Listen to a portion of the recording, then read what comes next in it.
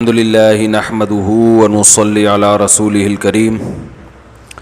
آج انشاءاللہ 21واں اور 22واں پارہ اس کی کچھ منتخب آیات ان پہ درس دوں گا۔ اللہ تعالیٰ صحیح طرح سے کہنے کی، سننے کی، سمجھنے کی اور عمل کی توفیق عطا فرمائے۔ آواز آ رہی ہے سب کو صاف؟ 21واں پارہ جو شروع ہوتا ہے اتل ما اوحی الیک من الکتاب واقم الصلاۃ ان الصلاۃ تنہی عن الفحشاء والمنکر۔ اے نبی، آپ پر جو قرآن نازل ہو رہا ہے وہ آپ ان کو پڑھ کے سنائیے اور نماز قائم کریں۔ نماز بے حیائی اور برے کاموں سے روکتی ہے۔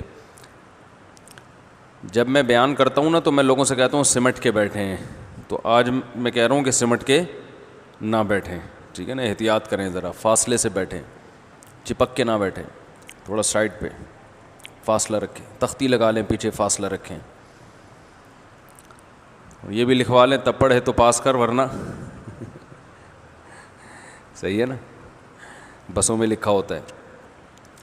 اللہ نے فرمایا نماز بے حیائی اور بری باتوں سے روکتی ہے۔ تو نماز کی یہ خاصیت ہے کہ جب انسان استقامت کے ساتھ نماز پڑھتا ہے تو بے حیائی سے اس کو آہستہ آہستہ نفرت ہوتی ہے۔ بعض لوگ کہتے ہیں فلاں تو بڑا نمازی پھر بھی بہت بڑا بے حیا، تو سمجھ لیں کہ اگر نمازی نہ ہوتا تو اس سے بھی بڑا بے حیا ہوتا۔ اس میں تھوڑی بہت اگر حیا ہے تو کس وجہ سے ہے؟ نماز کی وجہ سے۔ ویسے بھی نمازی آدمی کو سارا دن پاک رہنا پڑتا ہے اور بے حیا آدمی پاک رہتا نہیں ہے۔ اللہ نے فرمایا کہ یہ جو آپ قرآن ان کو پڑھ کے سناتے ہیں، اس کی ایک برحق ہونے کی بہت بڑی دلیل یہ بھی ہے ما تخطہ بیمینک، آپ کے ہاتھ نے کبھی کچھ لکھا نہیں۔ کوئی رائٹر نہ ہو اور ایسی بہترین کتاب پیش کر دے ایک دم، تو یہ اس کی علامت ہے کہ یہ اس کی اپنی لکھی ہوئی کتاب نہیں ہے۔ کتاب لکھنا آسان کام ہے؟ بہت مشکل کام ہے۔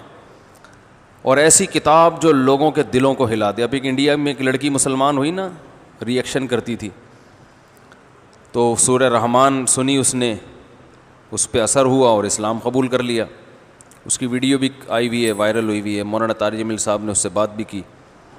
اس پہ بہت سے لوگوں کا اعتراض بھی ہوا کہ مولانا طارق جمیل صاحب ایک لڑکی سے بات کیوں کر رہے ہیں؟ تو صحیح ہے نا؟ تو لڑکی کو تبلیغ کرنے کے لیے کس کو بھیجیں آپ بتاؤ بھائی؟ وہ بہن بیٹی بنا کے بیچارے اس سے بات کر رہے ہیں، نظر بہت ہی حیا کے ساتھ۔ تو اتنا زیادہ دین کو مشکل نہیں بنانا چاہیے۔ میں نے بتایا نا بھی، وہ ایک ماسی ہمارے گھر آئی، کام کرتی ہے، تو ہم اس کو زکوٰۃ وغیرہ بھی دے دیتے ہیں، کچھ تعاون کر دیتے ہیں اس کے ساتھ، غریب ہے بیچاری۔ تو میرے گھر والوں سے کہہ رہی تھی یہ مفتی صاحب دیکھو تعاون کر دیتے ہیں، فلاں مولانا صاحب ہیں، ان کے تو گھر کے میں قریب رہتی ہوں، ان کو میری غربت کی حالت کا علم ہے۔ میں ان سے گئی زکوٰۃ مانگنے تو انہوں نے منہ یوں کر لیا، میں قریب جا کے بات کر رہی ہوں تو منہ یوں کر لیا اور کہنے لگے کہ نامحرم کو دیکھنا حرام ہے۔ وہ بیچاری بوڑھی ماسی، تو یوں کر کے بات کر رہے ہیں۔ پھر میں نے جب زیادہ بات کی، میرے گھریلو حالات جا کے دیکھیں، انہوں نے پھر چپ کرا دیا کہ نامحرم کی آواز کا بھی پردہ ہے۔ یقیناً پردہ ہے نامحرم کی آواز کا۔ کوئی جوان لڑکی بات کر رہی ہو، اس کی آواز سے آپ دلچسپی نہیں لے سکتے، کہہ کے لگا کے فری ہونا اس سے جائز نہیں ہے۔ لیکن اس بیچاری پر ایک ماسی کو قیاس کرنا، اور وہ بھی کسی ضرورت سے آئی ہے، اور ویسے بھی اس بیچاری کو دیکھنے سے کیا بد نظری ہوگی؟ یہاں دیکھنے کے لیے پتہ نہیں لوگ کیا کیا دیکھ رہے ہیں، اللہ کی پناہ۔ تو مجھے بڑی ہنسی آئی اس ماسی کے انداز پر، کہنے لگی میں جب وہاں گئی تو وہ یوں منہ کر لیا کہ نامحرم کو دیکھنا۔ وہ جو بیچاری گھروں میں ہوتی ہیں نا، تو فتنے، بات یہ ہے کہ نامحرم کو دیکھنا کوئی ضرورت ہو اور فتنے سے انسان محفوظ ہو تو پھر کوئی حرج نہیں ہے۔ نبی صلی اللہ علیہ وسلم کی مجلس میں اگر کوئی خاتون آئی کبھی کوئی بات کرنے کے لیے، تو آپ نے یوں تھوڑی کر لیا کہ نامحرم کو دیکھنا حرام ہے، بات نہیں کرو مجھ سے، چلو یہاں سے، بھاگو یہاں سے۔ بات کی آپ صلی اللہ علیہ وسلم نے۔ ہاں یہ کہ اس میں علماء اس لیے احتیاط کا حکم دیتے ہیں کہ یہاں تک لوگ قناعت نہیں کرتے، وہ بہت زیادہ فری ہو جاتے ہیں، اور پھر جناب وہ گپیں بھی لگ رہی ہیں اور ہاں ہاں ہو بھی چل رہا ہے، جیسے آج کل مارکیٹ میں چل رہا ہے۔ آپ کی کلیگ ہے، آپ کے ساتھ جاب کرتی ہے، ٹھیک ٹھاک فری ہو رہے ہیں، جب بھی جا رہے ہیں اس کو ایک خاتون یہاں جاب کرتی تھیں، تو وہ لانڈھی ان کا کہیں آفس تھا، ناظم آباد سے لانڈھی کتنا دور ہے، تو انہوں نے بتایا کہ میں جب بھی جا رہی ہوتی نا 15-20 آدمی آ رہے ہوتے ہیں کہ لفٹ آپ ہمارے ساتھ چلیں ٹھیک ہے نا، آپ کس کے ساتھ چلیں؟ تو یہ نیتیں خراب ہوتی ہیں، لیبل خدمت کا لگا ہے اور نیتیں خراب ہیں. کیونکہ بھائی اگر اتنا ہی شوق ہے تو اور بھی تو 8-10 بوڑھے آپ کو نظر آئے ہوں گے نا راستے میں، بیچارے پیدل جا رہے ہوں گے، ان کو تو کبھی کسی نے نہیں کہا کہ انکل آپ ہمارے ساتھ چلیں. تو انٹیوں کے پیچھے لفٹ دینے کے لیے پڑے رہتے ہیں. لیکن اگر کوئی واقعی بری نیت نہیں ہے، کوئی واقعی خدمت کر رہا ہے، تو اس میں تو بھائی کوئی حرج نہیں ہے، بلکہ ثواب کی بات ہے. ہاں فتنے سے انسان محفوظ ہو. یعلم خائنۃ الاعین، اللہ آنکھوں کی خیانت کو بھی جانتا ہے. وما تخفی الصدور، اور سینوں کے بھیدوں کو بھی جانتا ہے اللہ تعالیٰ.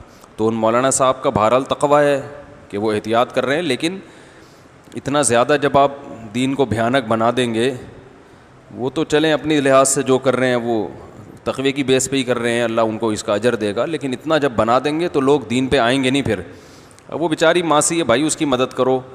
ایک دفعہ بائک پہ جاتے ہوئے خاتون نیچے گر گئیں، لڑکی تھی، تو ہمارے دوست احباب کچھ کھڑے ہوئے تھے، انہوں نے جا کے مجھے آ کے بتایا انہوں نے. وہ بیچاری چیخیں مار رہی ہے، ایکسیڈنٹ ہوا ہے، تو اس کو اٹھانا ہے نا. تو انہوں نے کہیں اٹھا دیا، مدد کی اٹھانے میں، اور کہیں بھی ایمبولینس میں ڈالا یا کیا کیا. اب آ کے کہہ رہے ہیں کہ میں نے کسی کو بتایا، کسی مولانا صاحب کو، تو انہوں نے کہا نامحرم کو آپ نے ہاتھ کیوں لگایا؟ تو میں نے کہا وہ بیچاری کو وہاں تڑپنے دیں، پتہ چلا کوئی دوسرا ٹرک آ کے نامحرم کو کچلتا ہوا چلا جائے روڈ پہ اس کو تڑپنے دیں، تو نامحرم کو کچلنے کا گناہ نہیں ہوگا. تو ایسی ضرورت میں میرے بھائی احتیاط کے ساتھ اپنی بہن سمجھ کے اس کو اس کی مدد کرنی چاہیے. تو بہرحال میں یہ آیتیں کہ آپ کہاں سے کہاں پر چلی جاتی ہے. تو نبی صلی اللہ علیہ وسلم کے ہاتھ نے کبھی کچھ لکھا نہیں. اللہ فرماتے ہیں تو رائٹر نہیں ہے. اچانک ایک ایسی کتاب جس سے لوگوں کے دل تبدیل ہو گئے. حضرت عمر بن خطاب جیسا سخت دل کیسے پگھل گئے وہ قرآن کی آیتیں سن کے. اور واقعی ایسا ہی ہوتا ہے. تو وہ ہندو لڑکی مسلمان ہوئی، ماشاءاللہ، اللہ تعالیٰ اس کے اسلام کو قبول کرے. تو اگر مولانا طارق جمیل صاحب اس کو اپریشیٹ نہ کرتے، فون کر کے تو نامحرم ہو، صحیح ہے، جیسے سناتے اس کو ٹھیک ٹھاک، وہ کہتی بھائی ہم واپس جا رہے ہیں. تو آہستہ آہستہ تمیز سے آرام آرام سے سمجھایا جاتا ہے، اسٹیپ بائی اسٹیپ. دیکھو نبی صلی اللہ علیہ وسلم کی خدمت میں ایک شاعر آئے.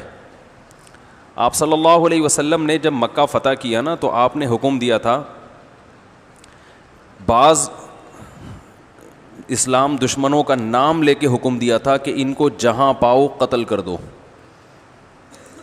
اصل تو یہ تھا کہ فتح مکہ میں آپ نے سب کو معاف کر دیا. بڑے بڑے ظالم تھے جنہوں نے ظلم کیا، آپ کو مکہ سے نکالا، آپ نے عمومی معافی کا اعلان کر دیا کہ میں وہی کہوں گا جو یوسف نے اپنے بھائیوں سے کہا تھا، لا تثریب علیکم اليوم، سب معاف. لیکن کچھ ایسے تھے کہ ان کے بارے میں نبی نے کہا تھا یہ معافی نہیں ہے.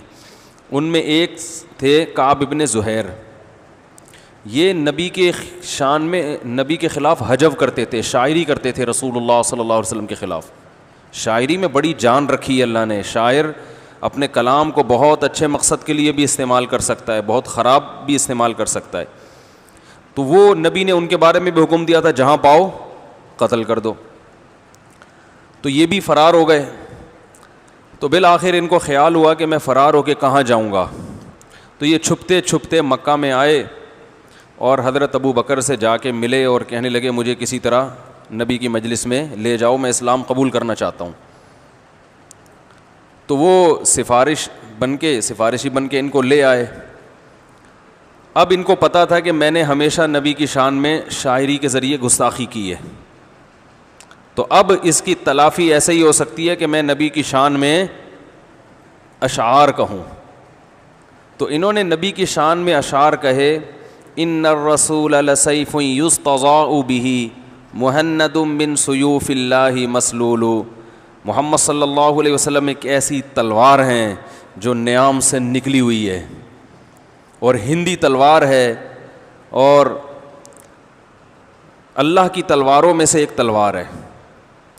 یعنی یہ بتانا چاہ رہے تھے کہ ایک ایسی تلوار ہے اللہ کی تلوار کہ دیکھو اب تک میں اسلام قبول نہیں کیا میں نے، لیکن آج میں بھی مجبور ہو کر اسلام کے حلقے میں داخل ہو رہا ہوں. ایسی پاورفل تلوار اللہ نے آپ کو بنایا ہے. یہ بڑی عظمت تھی اسلام کی کہ بھائی ساری زندگی ہم مقابلہ کرتے رہے مگر آج ہم نے بھی ہتھیار ڈال دیں. تو آپ ایسی اللہ کی تلواروں میں سے ایک تلوار ہیں. نبی کے دونوں پہلو ہیں. ایک آپ کے اخلاق کریمہ ہیں کہ کبھی چیختے چلاتے نہیں تھے، بازاروں میں شور و شغب نہیں تھا، ایسے پیارے اخلاق. لیکن ایک طرف آپ کا پہلو کیا ہے، آپ ایک جنگ کے کمانڈر بھی ہیں، لڑائیاں لڑی ہیں آپ نے. اور مکہ جب فتح ہوا تو آپ صلی اللہ علیہ وسلم نے لوہے کی زرہ پہنی ہوئی ہے. آج یا تو اتنے میٹھے بنتے ہیں کہ دل کرتا ہے کہ اس کو چائے میں ڈبو کے کھا جاؤ، اتنے میٹھے، اتنے نرم ملائم. سخت بنتے ہیں تو اتنے کہ دل چاہتا ہے اس کو تھوک دو. تو دونوں پہلو ہونے چاہیے بھائی. سختی کے موقع پہ سختی، نرمی کے موقع پہ نرمی. ہوتا ہے نا غلو ہے، میٹھے تو اتنے میٹھے میٹھے کہ وہ کچھ بھی کر لو حضرت جی کے ساتھ، حضرت کو غصہ ہی نہیں آتا. یہ نارمل آدمی تھوڑی ہوتا ہے جس کو کبھی غصہ نہ آئے. روب بھی ہونا چاہیے. انسان کی دونوں پہلو ہیں، روب بھی ہو، محبت بھی ہو. آپ حضرت مفتی تقی عثمانی صاحب کو جانتے ہیں، کتنے میٹھے ہیں، لیکن اتنے نہیں ہیں جتنے آپ سمجھتے ہیں. آپ اگر ان سے بے وقت ملاقات کے لیے جائیں، کوئی بیہودہ سوال پوچھیں تو وہ جواب نہیں دیتے. 2-3 دفعہ پوچھیں گے، غصے کے آثار ان کی پیشانی پہ ظاہر. کیونکہ جتنے بڑے لوگ ہیں نا، اگر یہ اتنے میٹھے بن جائیں تو پھر تو ان دنیا میں کوئی کام کر ہی نہیں سکتے. ہم نے دیکھا ہے، حضرت کو غصے میں بھی دیکھا ہے. تو اس وقت ہم کہتے ہیں بھائی ذرا احتیاط کرو بھائی، ٹھیک ہے نا. تو نرم پہلو بھی ہونا چاہیے اور سخت پہلو بھی ہونا چاہیے. کیونکہ لوگ اصل تو یہی ہے کہ نرمی ہے اسلام میں، لیکن ہر آدمی شرافت کی زبان سمجھتا نہیں ہے. بہت سے لوگ شر اور آفت کے ذریعے کنٹرول میں آتے ہیں. تو نبی صلی اللہ علیہ وسلم کا یہ پہلو بھی تھا. فتح مکہ دیکھو حجو کر رہے تھے نبی کے خلاف نا، ایک پروپیگنڈا کھڑا کیا ہوا تھا. مکہ میں جب آپ فاتحانہ انداز میں داخل ہوئے، وہی عرب جو بلال حبشی کو ریت پہ لٹاتے تھے، وہی جو خباب ابن ارت کو انگاروں پہ لٹاتے تھے، آج وہ سارے کے سارے ہتھیار ڈال کر رحم کی بھیک مانگ رہے ہیں. اور آپ صلی اللہ علیہ وسلم جنگی ٹوپی اتار رہے تھے. کسی نے آ کے بتایا کہ ابن خطل بیت اللہ کا غلاف پکڑ کے معافی مانگ رہا ہے. آپ نے فرمایا وہیں اڑا دو گردن اس کی. یہ آرڈر دے رہے ہیں آپ، صحیح ہے نا، جنگی ٹوپی اتارتے ہوئے. رحمت للعالمین کا آرڈر کیا ہے؟ وہی مار دو گردن اس کو، یہ قابل معافی نہیں ہے. تو یہ بھی ایک پہلو ہے. تو اب کعب بن زہیر جب نبی صلی اللہ علیہ وسلم کے پاس آئے تو ان کو پتا تھا کہ بھائی اب میں مسلمان، تو یقین بھی ہو گیا تھا کہ یہ دین برحق ہے، نہ ہوتا تو اللہ اتنی مدد تھوڑی کرتا. اب اسلام قبول کرنے کے لیے نبی کی تعریف شروع کی. ان الرسول لسیف یستضاء بہ، رسول ایک ایسی تلوار ہیں جس کے ذریعے اسلام کی روشنی دنیا میں پھیل رہی ہے. مہند من سیوف اللہ مسلول، ہندی تلوار ہے، اللہ کی تلواروں میں سے ایک تلوار ہے اور نیام سے نکلی ہوئی ہے، نیام میں گئی نہیں ہے.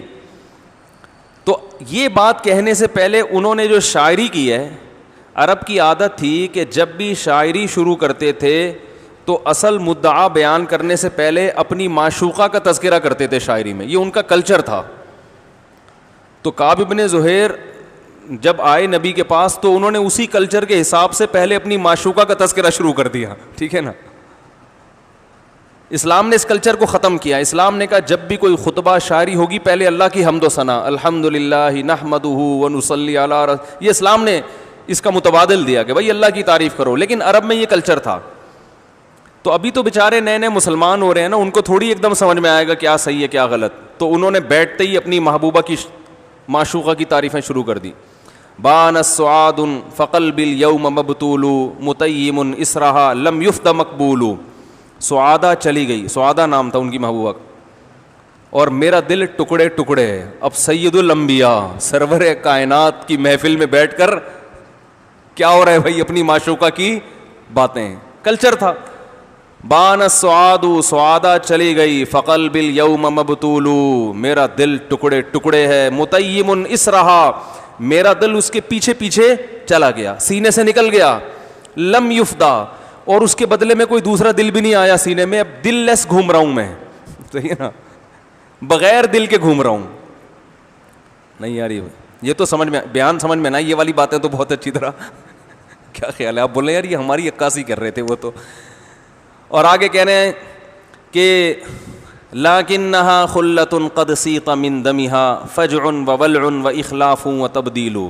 یہ ایک ایسی دوستی ہے جس کے خون میں گرگٹ کی طرح رنگ بدلنا, جھوٹ بولنا اور ملمہ سازی, یہ اس کے خون میں شامل. یہ شاعروں کے ہاں نا محبوبہ کی تعریف ہوتی ہے کہ جھوٹ بولتی ہے, ٹائم پہ آتی نہیں ہے اور دھوکہ دیتی ہے. یہ محبوبہ کی تعریف میں کہتے ہیں, کیونکہ جو محبوبہ جو ٹائم دیا فوراً پہنچ جائے, جو وعدہ کیا پورا کر کے دکھائے, اس کا مطلب اس محبوبہ کے پاس کرنے کے لیے اور کوئی کام بولو بھائی ہے نہیں, یہ تو فالتو ہے. محبوبہ تو نخرے والی اچھی ہوتی ہے نا, ٹائم دیا نہیں آئی, اس کا مطلب اس کے نخرے ہیں. تو یہ شاعروں کا پہلے کلچر, اب بھی ہوتا ہے یہ کلچر ہوتا ہے کہ جھوٹ بولنا. ظالم کہتے ہیں نا محبوب کو, بھائی شاعری میں محبوب کو کیا کہتے ہیں, ظالم بھی کہتے ہیں, قاتل بھی کہتے ہیں. یہ ساری ویسے تو گالیاں ہیں, لیکن شاعری میں یہ خوبصورت ترین القابات ہیں. ظالم نے اس نظر سے دیکھا, کہتے ہیں نا قاتل نگاہیں. اب قاتل ہو تو یہ تو اچھا تھوڑی ہے پھر, لیکن کہتے ہیں نگاہیں اگر قاتل نہ ہو تو پھر کیا فائدہ ظالم نہ ہو تو کیا فائدہ. تو وہ نبی صلی اللہ علیہ وسلم کے سامنے اپنی محبوبہ کا تذکرہ, لیکن آپ صلی اللہ علیہ وسلم نے انہیں کچھ بھی نہیں کہا کہ بھائی ابھی آئے ہیں دین پر, اسلام میں داخل ہوں گے, ہمارے کلچر سے مانوس ہوں گے, آہستہ آہستہ آ جائیں گے. جب بھی شاعری ہوگی تو پہلے اللہ کی تعریفیں کریں گے, ابھی آنے دو. ہم وہیں سے اٹھ کے سر قلم کر دیتے کہ ایک تو تم ویسی واجب القتل تھے, اوپر سے نبی کی محفل میں بیٹھ کے اپنی معشوقہ کی باتیں تم نے شروع کر دیں, یہ کون سا طریقہ ہے. تو آپ صلی اللہ علیہ وسلم کا ظرف دیکھیں, شاعری کرتے جا رہے ہیں, آپ سنتے جا رہے ہیں, یہاں تک کہ جب پہلا شعر پھر نعتیہ کلام پڑھنا شروع کیا نا, ان الرسول لسیف یستضاء به مہند من سیوف اللہ مسلول. لیکن الرسول کہا یا ان الرسول کہا, لیکن رسول وہ ایک ایسی تلوار ہیں جس کی روشنی پوری دنیا میں پھیل رہی, جس کی چمک سے پوری دنیا میں ہدایت کی روشنیاں پھیل رہی ہیں. جب یہ الفاظ کہے نا کہ یہ تو دیکھو تلوار کے زور سے مکہ فتح ہوا, جب کسی فوج کی بہادری کی تعریف دشمن کرے تو فوج کے کمانڈر کے کیا جذبات ہوں گے نا. بھائی کیا ہو گیا, وہ پہلے والا شعر تو سمجھ میں آ رہا تھا, اب یہ والا نہیں آ رہا.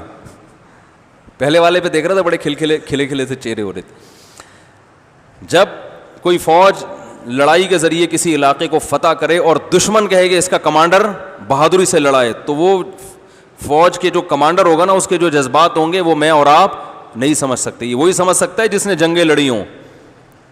ادھر نبی صلی اللہ علیہ وسلم فاتحانہ انداز میں تلوار زمین پہ رکھ کے بیٹھے ہوئے ہیں, اور یہ آ کے آپ کی, یہ دشمن میں تھے نا, یہ تعریف کر رہے ہیں کہ ایسی تلوار ہے جس کی روشنی چمک رہی ہے. تو جب یہ شعر انہوں نے پڑھا ہے, آپ صلی اللہ علیہ وسلم کو اتنا اچھا لگا, اتنا یہ شعر سن کے آپ کو خوشی ہوئی کہ آپ نے اپنی چادر فوراً اتاری اور ان کو ہدیہ دے دی. اور اس زمانے میں ایک لنگی اور ایک چادر ہوا کرتی تھی. ہمارے فرماتے تھے غالب یہ ہے کہ اس کے علاوہ, لنگی کے علاوہ آپ کے جسم پہ اور کوئی چادر نہیں تھی. اتنے خوش ہوئے نا یہ شعر سن کے کہ وہ چادر اتار کے آپ صلی اللہ علیہ وسلم نے, کہاں قتل کا آرڈر کہ بھئی سب کو قتل, جو خاص لوگ ہیں ان سب کو قتل کرو, ان کے قتل کا آرڈر ہے. لیکن آپ صلی اللہ علیہ وسلم یہ شعر سن کے اتنا خوش ہوئے کہ اپنی چادر اتار کے آپ نے ان کو دے دی, گفٹ دے دی ان کو. نبی کی چادر کی ان کی نظر میں کھربوں روپے کی ویلیو تھی. آج کوئی کرکٹر اپنا بلہ بیچ رہا ہوتا ہے, کروڑوں روپے لگ جاتے ہیں اس کے. تو دیکھو اس زمانے میں نبی کی صحابہ تو محفوظ رکھتے تھے نبی کے بال, نبی کی چادریں. جو آج کل منہ مبارک دکھائے جا رہے ہیں وہ نہیں ہیں. کہیں آپ کے اچھا وہ بھی دبئی میں سنا ایک جگہ دکھائے جا رہے تھے, یہ وہ نہیں ہے. لیکن صحابہ بڑے اہتمام سے رکھتے تھے. تو بتانا میرا مقصد یہ تھا کہ بھائی ایک نیا دین پر آیا ہے, نئے مسلمان ہوئے ہیں, تو تھوڑا سا ظرف ایک دم ہم کیا کرتے ہیں, فتوے لگانا شروع کر دیتے ہیں. تو اس سے تو دین میں داخلہ کیا ہو جائے گا, بولو نا بھائی, بند ہو جائے گا, ٹھیک ہے نا. جنید جمشید بیچارہ گلوکار تھا, توبہ کر کے ادھر آ گیا, گلوکاری میں اتنا پریشان نہیں ہوا جتنا دین پہ آنے کے بعد پریشان ہوا. ایک ایک لفظ اس کا پکڑا جاتا, ایک ایک لفظ کو جو ہے وہ دائیں بائیں لگا کے پتہ نہیں کیا سے کیا بنا دیتے ہیں. تو اللہ تعالیٰ نے ارشاد فرمایا کہ اے نبی آپ کسی کتاب کے رائٹر نہیں ہیں, آپ نے تو ایک لفظ بھی کبھی ہاتھ سے نہیں لکھا, تو یہ اتنا بڑا قرآن جو آپ نے پیش کر دیا. اذا لارتاب المبطلون, اگر آپ پہلے سے مصنف ہوتے, کوئی رائٹر ہوتے تو ان کو شک کرنے کی گنجائش ہوتی. آپ نے تو کبھی کوئی کتاب لکھی نہیں, لکھنا پڑھنا نہیں جانتے, الف اور با کا فرق نہیں جانتے, تو آپ کے ذریعے سے ایسی کتاب پیش کر دینا جس سے لوگوں کے دل ہل جائیں, یہ اس کی علامت ہے کہ یہ آپ کا کلام نہیں ہے بلکہ یہ اللہ کا کلام ہے. اللہ اکبر. اسی صورت میں اللہ تعالیٰ نے اپنی نشانیاں بیان کی. وَمِنْ آیَاتِهِ أَنْ خَلَقَكُم مِّن تُرَابٍ, اسی کی نشانیاں ہیں کہ اس نے تمہیں مٹی سے بنایا. ثُمَّ إِذَا أَنْتُمْ بَشَرٌ تَنْتَشِرُونَ, انسان بن کے زمین میں پھیلتے ہو, دوڑتے چلتے پھرتے ہو. مٹی کے بنے ہوئے پتلے ہیں جو زمین میں دوڑ رہے ہیں. ایک روبوٹ کتنی پیچیدہ مشین ہے, کوئی یہ کہہ سکتا ہے کہ یہ خود سے بنائے؟ تو انسان زیادہ پیچیدہ یا روبوٹ؟ بولنا پڑے گا بھائی. تو انسان خود سے کیسے بن سکتا ہے؟ میں نے بتایا تھا نا, میں ایک صاحب کے ساتھ جا رہا تھا, وہ یہیں کی یونیورسٹی میں پڑھتے ہیں, تو انہوں نے کہا یونیورسٹی میں ہمارے ایک پروفیسر ایتھیسٹ ہیں, ملحد ہیں, دلیل دے رہے تھے معاذ اللہ, اللہ کے وجود نہ ہونے کی دلیل دے رہے تھے. کہہ رہے ہیں کہ وہ دلیل دے رہے تھے, دیکھو گاڑی میں ایکسیلیٹر جب لگاؤ گے تو گاڑی چلے گی, بریک لگاؤ گے تو بریک لگے گی, تو یہاں کوئی کام اللہ نہیں کر رہا, سارے کام خود ہی کرنے پڑتے ہیں. کبھی اللہ سے بولو گاڑی چلا دے تو نہیں چلے گی, اللہ سے بولو بریک لگا دے تو نہیں لگے گی. تو سب کام اسباب سے ہو رہے ہیں یہاں پہ, معاذ اللہ اللہ نہیں ہے, سب کام کس سے ہو رہے ہیں؟ اسباب سے. گاڑی کا ایکسیلیٹر دباؤ گے تو چلے گی, بریک لگاؤ گے تو لگے گی. میں نے کہا یہی بہت بڑی دلیل ہے کہ اللہ کے وجود کی. گاڑی جب چلنے میں ایکسیلیٹر کی محتاج ہے, بریک جب تک بریک لگاؤ گے نہیں لگے گی, تو یہ گاڑی خود سے بن کیسے گئی؟ کوئی بنانے والا ہوگا تو بنے گی, بغیر بنانے والے کے نہیں بنے گی. اور جب یہ گاڑی بنانے والے کے بغیر نہیں بن سکتی, تو اتنی بڑی کائنات جس میں گاڑیاں بھی ہیں, ٹرینیں بھی ہیں, جہاز بھی ہیں, دریا بھی ہیں, بارش کا نظام بھی ہے, یہ پوری کائنات, اور انسان جو گاڑی سے زیادہ پیچیدہ مشین ہے.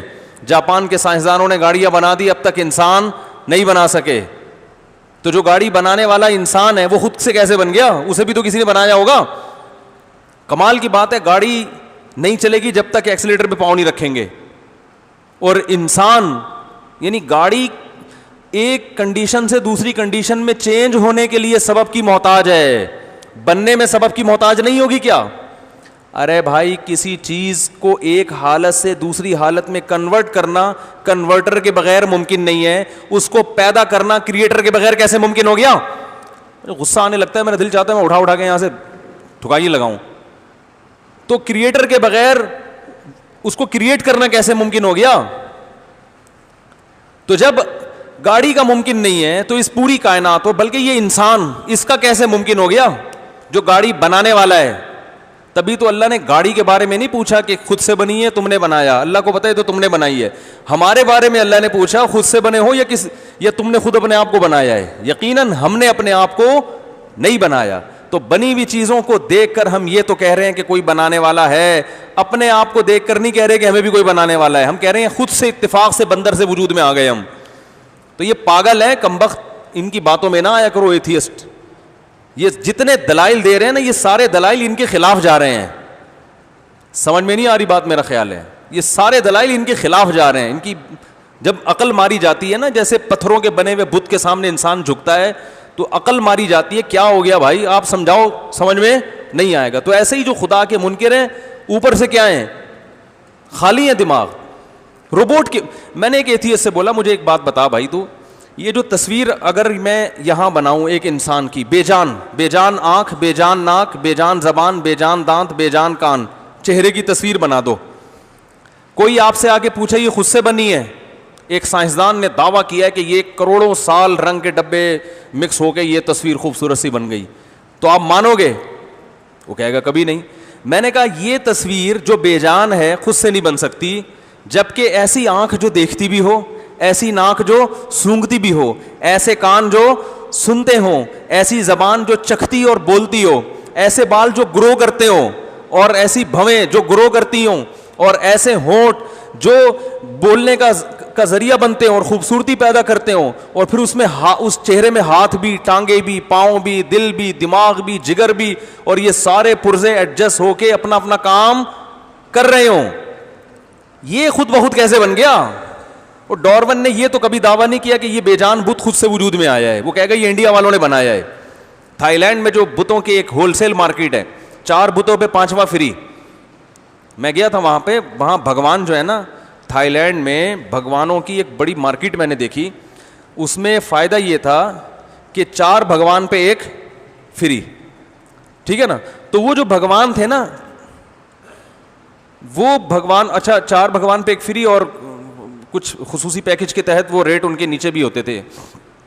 وہ بھگوان جو آپ کی بگڑی بنائیں گے, 4 خریدنے پر 1, بولتے کیوں نہیں بھائی, فری. ٹھیک ہے نا. تو ایک خبر دے رہا ہوں میں. اب مجھے ایک بات بتاؤ, وہ بھگوان, وہ بت جو نہ دیکھتا ہے نہ سنتا ہے, ام لہم ارجل یمشون بہا, اس کی ایسی ٹانگیں نہیں ہے جس سے چل سکے. قرآن کہتا ہے ام لہم اعین یبصرون بہا, اس کی آنکھیں نہیں ہے جس سے یہ دیکھ سکتا ہے. ام لہم آذان یسمعون بہا, اللہ فرماتے ہیں ان بتوں کی ایسے کان ہیں جس سے یہ سن سکتے ہیں. کچھ بھی نہیں ہے بیچاروں کا. اس بت کے بارے میں آج تک کسی سائنٹسٹ نے دعویٰ نہیں کیا کہ کروڑوں سال میں بھی اس ڈیزائن کا بت خود وجود میں آ سکتا ہے, بے جان بت. تو یہ جو چلتا پھرتا جاندار بت ہے, جو بولتا ہے کانفیڈنس کے ساتھ, دیکھتا ہے, سنتا ہے, چلتا ہے, اور روبوٹ بناتا ہے, روبوٹ جیسی مشینیں, اور لوہے کو پگھلا کے ہوائی جہاز بنا کے اڑا لیتا ہے. صحیح ہے نا. اتنا ذہین دماغ والا بت ڈارون کہتا ہے اتفاق سے وجود میں آ گیا. خدا کی قسم, قرآن کی آیت یاد آتی ہے ایسے موقع پہ, فَإِنَّهَا لَا تَعْمَى الْأَبْصَارُ, اللہ کہتے ہیں آنکھیں اندھی نہیں ہوتی, وَلَكِن تَعْمَى الْقُلُوبُ الَّتِي فِي الصُّدُورِ, سینوں میں جو دل دھڑک رہے ہیں یہ اندھے ہو جاتے ہیں, سمجھ میں نہیں آتی باتیں. تو خدا نے ایمان دیا ہے, اللہ پہ وجود کا یقین ہے, اس پر اللہ کا شکر ادا کرو, اور ان کمبختوں کی باتیں نہ سنا کرو. لوگ سنتے ہیں آج کل ایتھیسٹ کو, کہنے دلائل سب کے سننے چاہیے. کوئی طاقت نہیں ان کے دلائل میں, لیکن ان کے دلائل آپ کے دل میں وسوسہ پیدا کر دیں گے. وسوسہ کیا ہوتا ہے کہ انسان جب ایک چیز کو بار بار سنتا ہے نا, کتنی ہی یقینی ہو, لیکن شیطان کو اس کے بارے میں وساوس پیدا کرنے کا موقع مل جاتا ہے. آپ کی عبادتوں سے اطمینان ختم. اللہ کے وجود کے دلائل اللہ نے اتنے قائم کر دیے ہیں, اور جتنے مادی, جو مادہ پرست لوگ ہیں نا, جو مادے پہ ریسرچ کرتے ہیں, تو اللہ نے تو قرآن میں اپنے وجود کے دلائل مادی چیزوں سے دیے ہیں. تو جتنا مادے پہ ریسرچ کریں گے اللہ کے وجود کا اور یقین ہوتا چلا جائے گا. لیکن ریسرچ کے لیے بصیرت کی آنکھیں کھلی ہونی چاہیے. خواہشات کی آنکھیں اگر کھلی ہوں گی تو یہی چیز آپ کو اللہ سے غافل کر دے گی. نہیں یاری بات میرا خیال ہے سمجھ میں. ابھی میرا چونکہ ٹاپک نہیں ہے, اس پر میں پھر بعد میں بات کروں گا کسی پہ, پورا یہ ہمارے جو ہے نا پارا رہ جائے گا. تو اللہ نے فرمایا اسی کی نشانیوں میں سے ہے جس نے تمہیں مٹی سے بنایا, پھر تم انسان بن کے زمین میں پھیل جاتے ہو. خلق لکم من انفسکم ازواجا, اسی کی نشانیوں میں سے ہے اس نے تمہارے لیے جوڑے پیدا کیے, مرد کے لیے عورت اور عورت کے لیے مرد. لتسکنوا الیہا, تاکہ تمہیں ان سے سکون حاصل ہو. تو شادی کا بنیادی مقصد کیا ہے؟ بولو بھائی, سکون. گھر کا بنیادی مقصد کیا ہے؟ سکون. اگر نہیں ہے تو اس کا مطلب کوئی ٹیکنیکل فالٹ معاشرے میں. ابے بولو نا بھائی. روٹی کا بنیادی مقصد کیا ہے؟ پیٹ بھرنا. نہیں بھر رہی تو یہ روٹی کا قصور ہے, میدے میں گڑبڑ ہے. پانی کا بنیادی مقصد کیا ہے؟ پیاس کا بجھنا. اگر پانی پینے سے پیاس نہیں بجھ رہی تو یہ پانی کی ہیڈک نہیں ہے, پانی میں فالٹ نہیں ہے. یہ فالٹ کس کا ہے؟ میں ایک دم موبائل خراب ہو گیا نا, سب کو دکھا لیا, وہ آواز نہیں آ رہی تھی, سب کو دکھا لیا سرینا مارکیٹ میں, سمجھ میں نہیں آ رہا اسپیکر میں مسئلہ کیا ہے. پھر انہوں نے کہا مفتی صاحب کان کا فالٹ معلوم ہوتا ہے, اب صرف کان کا چیک اپ رہ گیا. اس کو تو ہم نے ہر طرف سے چیک کر لیا, ٹھیک ہے, اب ذرا ایک دفعہ اپنے کان کا بھی ٹیسٹ کرا لیں. تو بعض دفعہ ایسا ہوتا ہے کہ آپ کا کان ہی ٹھیک کام نہیں کر رہا ہوتا. تو میرا تو ٹھیک تھا, وہ پتہ چلا موبائل میں ہی کوئی فالٹ ہے, ان کو سمجھ میں نہیں آ رہا تھا. روٹی کا کام ہے پیٹ بھرنا, نہیں بھر رہی تو اس کا مطلب ہے میدے میں کوئی فالٹ. بولتے کیوں نہیں یار؟ آپ کو میں بلوا رہا ہوں پھر بھی نہ بولیں تو اس کا مطلب آپ کے گلے میں کوئی فالٹ ہے. گلا بھی میں احتیاطاً کہہ رہا ہوں ورنہ اچھا خیر مذاق کر رہا ہوں, اس کو سیریس نہ لے جائیں آپ. تو اللہ نے بتایا کہ مقصد کیا ہے, سکون نہیں مل رہا, نہ میاں کو مل رہا ہے نہ بیوی کو مل رہا ہے. اس کا مطلب معاشرے میں کوئی فالٹ ہے. وہ فالٹ بڑا کیا ہے, ایک دوسرے کے حقوق کا پتہ ہی نہیں ہے, پتہ ہی نہیں. اس پہ میرا کلپ ہے, پورے ڈیٹیل سے میں نے بیان کیا, دوبارہ سن لینا.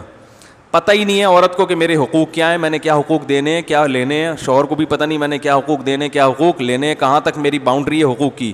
بس جو جس کا بس چلتا ہے وہ حقوق گھسیٹنے میں لگا ہوا ہوتا ہے, ٹھیک ہے نا. اور علماء کو بیچ میں ڈالنے کے لیے تیار نہیں ہوتے. جب آپ علماء کو مذہب کو سائڈ پہ لگائیں گے تو مذہب کے علاوہ آپ کو گائیڈنس دنیا میں کہیں بھی نہیں ملے گی, کیونکہ پھر کلچر آپ کو گائیڈ کرے گا. تو کلچر تو الٹی چیزیں گائیڈ کر رہا ہوتا ہے. کلچر ہندوؤں کا یہ کہتا ہے جہیز کیوں نہیں لائی, تو ساس کا حق ہے کہ بہو کو تانے دے. کلچر تو یہ کہہ رہا ہے نا بھائی, کلچر کہہ رہا ہوتا ہے کہ ہماری یہ پرمپرا ہے, ہماری یہ دستور ہے کہ جب بہو گھر میں آئے گی تو 21 دیور بھی گھر میں ہوں تو سب کے کپڑے وہی استری کرے گی. تو پھڈے تو ہوں گے نا. پھر آج کل کی بہویں وہ 25-30 دیور ہول سیل کے حساب سے, چچا زاد بھائیوں کو بھی دیوروں کی فہرست میں, وہ 18 روٹیاں پکا رہی ہے ایک بہو گھر میں روزانہ. مجھے اطلاع ملی 18 روٹیاں. تو میں نے کہا بھائی یہ اس کو یار یہ کسی باورچی کو تندور سے اٹھا کے لے آؤ بہو بنا کے, وہ زیادہ بہتر ہے, ٹھیک ہے نا. وہ بیچاری 9 عمر لڑکی کی شادی ہو, 18 روٹیاں روزانہ دن میں 3 ٹائم. تو میں نے اس کے میاں کو میں نے بولا ظلم ہے اللہ کے بندے. اس نے کہا میرے ابا کا حکم ہے, اماں کا حکم ہے. میں نے کہا ابا اماں سے بولو, مجھے بول دو بھائی, مجھے نہیں, یعنی وہ ان کو اپنے آپ کو کہ میں بنا لوں گا. یہ تو زیادتی ہو رہی ہے نا. لیکن کلچر ہے کہ بھائی سب کا کھانا بنے گا. تو بعض دفعہ بہو کا کلچر کچھ اور ہوتا ہے, وہ ساس پہ ظلم کر رہی ہوتی ہے. تو کلچر کو ہر جگہ تھوپا ہوا ہے. اور پھر کچھ چیزیں گوروں سے لیتے ہیں. گوروں کا کلچر تو یہ کہ کوئی کسی کی خدمت, بولو بھائی, وہ کہنے پیسے بھی اپنے اپنے ہیں. بیگم اپنا برگر خرید کے خود کھائیں گی, میاں اپنا برگر خرید کے خود کھائیں گے. تو ان کا کلچر یہ ہے. تو کلچر تو صحیح گائیڈ کر ہی نہیں سکتا, وہ تو عجیب چیزیں سکھا رہا ہوتا ہے. تو آپ کے پاس اسلام کے علاوہ کوئی آپشن ہے ہی نہیں. تو شادی کرنے سے پہلے ایگریمنٹ کیا کرو کہ بھائی اسلام کے مطابق جو حقوق ہے نا انہی پہ چلیں گے. نہیں تو بتا دو, کیونکہ مجھے پتا ہے پھر پہلے سے لڑائیاں ہوں گی. بتا دوں میں, آپ چل ہی نہیں سکتے, 4 دن نہیں چل سکتے. 20 سال کی گرل فرینڈز ہوں گی نا, دوستیاں ہوں گی, جس دن شادی ہوگی اگلے دن سے پھڈے شروع. سمجھ رہے ہو. لوگ کہتے ہیں کہ یار پہلے انڈرسٹینڈنگ ہو جائے, اب دیکھیں اچھی طرح پرکھ لیں, پرکھ لیا سب کچھ جو ہے نا, وہ گپ شپ لگا لی, پورا اندازہ ہو گیا, اس کے بعد شادی کے اگلے دن سے ہی کیا پھڈے. تو اس لیے وہ ہو ہی نہیں سکتا. تو اللہ نے فرمایا لتسکنوا الیہا وجعل بینکم مودۃ ورحمۃ, اور اللہ نے تمہارے درمیان یعنی میاں بیوی کے درمیان بہت زیادہ محبت اور رحمت رکھ دی. مودہ چھوٹی محبت کو نہیں کہتے, بے پناہ محبت. تو اللہ کہہ رہے ہیں میاں بیوی میں تھوڑی محبت نہیں ہوتی, بے پناہ محبت ہوتی ہے. رحمت بھی, رحمت کا مطلب ایک دوسرے کا خیال رکھنے کا جذبہ بھی. یہ کس نے پیدا کیا ہے؟ بولتے کیوں نہیں بھائی, اللہ نے کیا ہے. اس لیے کہہ رہے ہیں کم بختو شادیاں کر لی, جتنے کمارے چھڑے چھاڑ بیٹھے ہیں نا, شادی کرو تو تمہیں محبت بھی ملے گی اور رحمت بھی ملے گی, اور تم بھی اسے محبت دو گے, رحمت دو گے. پھڈے تو تھوڑے بہت تو ہر جگہ چلتے ہیں, وہ تو مسلمانوں میں بھی ہوتے ہیں. اتنے زیادہ جو آج کل قاتلانہ لڑائیاں ہو رہی ہیں نا, یہ ڈینجرس ہے. یہ اس کا مطلب ہے کہ حقوق کا تعین ہی نہیں ہے. تو اللہ نے فرمایا وَمِنْ آیَاتِهِ خلق السماوات والارض, اسی کی نشانیاں ہیں آسمانوں اور زمین کا بنانا. یہ خود سے نہیں بنا. واختلاف السنتکم والوانکم, تمہاری زبانوں اور رنگوں کا اختلاف. اللہ کی حکمت نے تقاضا کیا کہ سب کو ایک جیسا نہ بن. دیکھو کبوتر سب سفید ہی ہوتے ہیں, جو ایک خاص نسل ہے نا کبوتروں کی. بعض جانور ایسے ہیں پوری دنیا میں ایک ہی کلر کے ہوں گے. ایک یہ شہری کبوتروں کی بات کر رہا ہوں. کبوتر سے ہٹ کے اور مثالیں ہمیں ملتی ہیں. کوے کیسے کلر کے ہوتے ہیں؟ کالے. سفید کوا دیکھا کبھی؟ میں نے نہیں دیکھا اب تک. ہو سکتا ہے ہو, لیکن رپورٹ یہی ہے کہ ابھی تک کوے کی حرکتیں ایسی ہیں کہ کالا رنگ ہی سوٹ کرتا ہے اس کے اوپر, ٹھیک ہے نا. تو لیکن انسانوں کی شکلوں میں اور رنگوں میں اللہ نے بہت اختلاف رکھا. یہ بھی اللہ کی حکمت ہے. افریقہ جائیں, میں تو گیا ہوں افریقہ, اندھیرے میں نظر ہی نہیں آئیں گے. لائٹ گئی تو غائب, اتنے بلیک. صحیح ہے. ادھر جائیں گوروں کے ملک میں, اتنے وائٹ, ایسے سفید کہ روشنی میں نظر نہیں آئیں گے آپ. تو یہ اللہ کی طرف سے. زبانوں میں اختلاف, وہ عجیب بول رہا ہوتا ہے, ایک لفظ سمجھ میں نہیں آ رہا ہوتا کیا بول رہا ہے. تھوڑا سا آگے, ابھی دیکھو پاکستان میں ہی دیکھ لو, کراچی سے آپ باہر نکلو گے, حیدرآباد جاؤ گے, سندھی زبان اسٹارٹ, تھوڑا اور آگے جاؤ گے بالکل خالص سندھی, تھوڑا اور آگے جاؤ گے سرائکی کی آثار شروع, تھوڑا اور آگے جاؤ گے خالص سرائکی, پھر تھوڑا اور آگے جاؤ گے پھر پنجابی زبان, اور آگے جاؤ گے پھوٹوہاری زبان, اور آگے جاؤ گے ہند کو, چند کلومیٹر کے فاصلے پر شروع ہو جاتا ہے ہند کو والے یہ والی زبان نہیں سمجھتے, پنجابی سے بالکل الگ ہے. پھر آگے جاؤ گے پشتو, پھر اور آگے جاؤ گے کوہستانی زبان, پھر اور آگے جاؤ گے گلگتی زبان. اتنا, اور ایک دوسرے کا ایک لفظ نہیں سمجھ رہے ہوتے, لیکن ہر آدمی اپنی بات پوری طریقے سے سمجھا رہا ہے. تو یہ اللہ نے اختلاف پیدا کر دیا, اس میں حکمتیں تھیں. اللہ نے فرمایا وَمِنْ آیَاتِهِ مَنَامُكُمْ بِاللَّيْلِ وَالنَّهَارِ, اسی کی نشانیوں میں سے ہے تمہارا دن اور رات میں آرام کرنا. دیکھو ہماری باڈی جب تھکتی ہے تو باڈی تھکے گی تو ہم کام کرنا چھوڑ دیں گے, لیکن دماغ جب تھکے گا تو اس کو آرام کیسے دیں گے؟ دماغ کا کام ہے سوچنا, تو سوچنا بند کریں گے نا, تو سوچنا بند کرنا اپنے اختیار میں, بولو بھائی, نہیں. جسم کے ہر پارٹ کو آرام چاہیے نا, چل چل کے تھک گئے بیٹھ جاؤ, یہ اختیار میں ہے. دماغ کا کام ہے سوچنا, سوچ کے تھک گئے, سوچنا بند کر دو. تو جیسے ہی سوچنا بند کرو گے اور سوچنا شروع کر دو. اب آپ کہو گے آنکھیں بند کر کے میں نہیں سوچوں, تو آنکھیں بند کر کے جتنے خیالات آئیں گے وہ آنکھیں کھول کے, تو اللہ کہتے ہیں تمہارے جسم کا جو بادشاہ ہے وہ تو دماغ ہے نا, پوری باڈی کو کنٹرول کر رہا ہے. اس کو آرام پہنچانے کے لیے میں تمہارے اوپر نیند مسلط کر دیتا ہوں. نیند اپنے اختیار سے نہیں آتی. تبھی اللہ فرماتے ہیں اللہ یتوفی الانفس حین موتها والتی لم تمت فی منامها. اللہ ہے جب تم سوتے ہو تمہاری روح کو کھینچ لیتا ہے. خود سے ہم سو سکتے نہیں ہیں, گولیاں کھا سکتے ہیں پھر بھی سو نہیں سکتے اپنے اختیار سے. کہ تبھی جب سوتے ہیں پتہ چلتا ہے کہ کب آنکھ لگی, پتہ چلتا ہے کب آنکھ لگی. ہم بچپن میں بہت کوشش کرتا تھا یار جب میں سونے لگوں گا ٹائم نوٹ کروں گا کتنے بجے سویا, نہیں پتہ چلتا.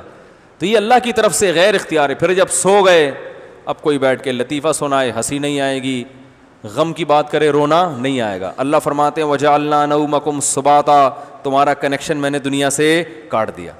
6 7 اور پوستی حضرات سے معذرت کے ساتھ 12 گھنٹے, ہمارے ہاں تو یہی ہو رہا ہے, ورنہ 5 گھنٹے بہت ہیں گہری نیند. سو جاتا ہے جب انسان, پھر صبح اٹھتا ہے کیسا, ایسا لگتا ہے نئی زندگی ملی ہے, دوبارہ پیدا ہوا ہے, کیسا فریش ہو جاتا ہے. فجر کی نماز میں آ کے دیکھو نمازی باتیں نہیں کر رہے ہوتے, آرام سے سامنے منہ کر کے بیٹھے ہوئے ہوتے ہیں, پیچھے مڑ مڑ کے دیکھ نہیں رہے ہوتے کہ امام صاحب پہنچے کہ نہیں پہنچے. ظہر میں سارے مڑ مڑ کے دیکھ رہے ہوتے ہیں وضو خانے میں. وجہ کیا ہے؟